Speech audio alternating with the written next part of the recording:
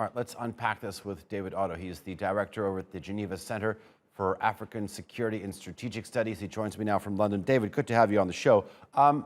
Let's take a historical perspective on how things have changed. I mean, many African countries were sort of drawn to the Soviet Union's ideology at various stages. You had Ethiopia, Angola, Egypt, just to name a few.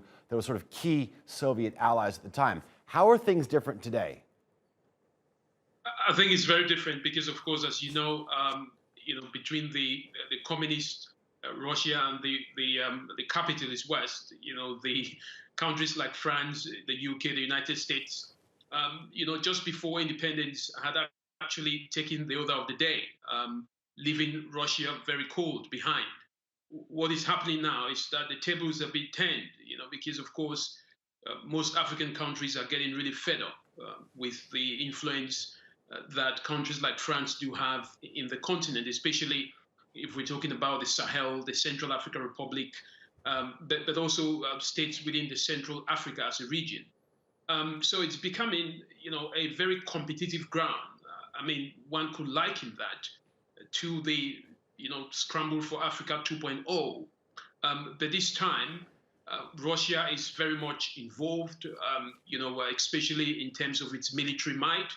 It is providing an alternative in terms of security, but in a very different form, because it doesn't involve itself in, a regime change. It actually protects regimes, that are being threatened all over the world, from, regime change policies by the Western capitalist states. So we are increasingly seeing the vulnerability of the Western influence in Africa, through countries like Russia, through countries like, of course, China is very much involved in economic influence as well as, political influence. And then we also seen, countries like Turkey getting involved. So it's a big change for the West, in this sense. David, tell me this. If projecting a military might is important for Russia in terms of its presence on the continent, I'm wondering what your thoughts are on non-state actors that have these links to the Kremlin, and I'm specifically talking about the Wagner Group. I mean, how do you think this affects the dynamics on the continent in the future? I think we've got to be very clear that there is no such group that exists on paper as the Wagner Group. I mean, this is just a term that is being used to portray private military companies, PMCs.